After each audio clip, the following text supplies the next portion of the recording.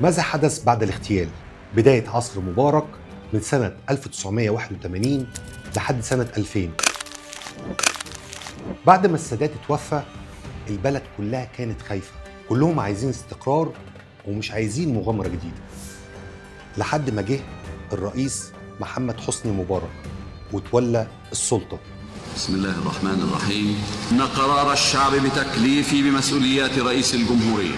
أول حاجة قالها نهدي اللعب ونثبت الأسعار ونخلي الناس تتنفس.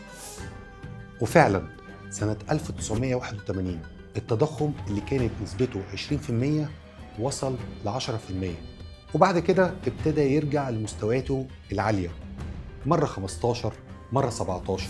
الناس كانت بتحس بالتضخم في العيش والسكر والزيت.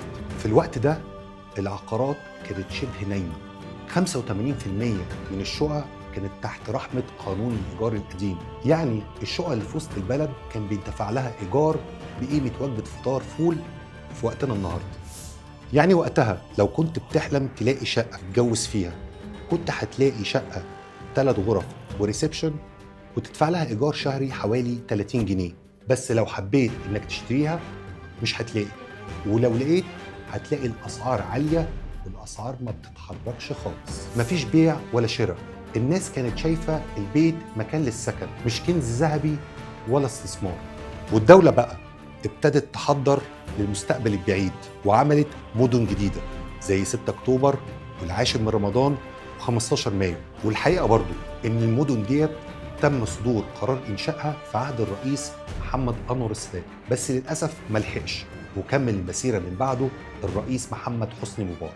المهم المدن ديت كانت فاضية، صحراء جرداء، شوارع واسعة، عمار قليل، واللي يروح هناك يحس إن هو راح بلد تانية.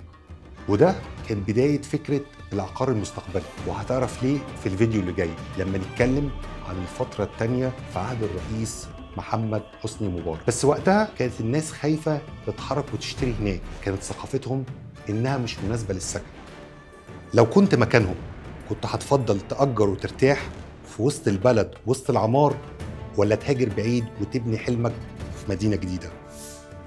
استنى رأيك واستعد للفيديو اللي جاي لما نتكلم عن لحظة الانفجار العقاري اللي غيرت كل القواعد في مصر.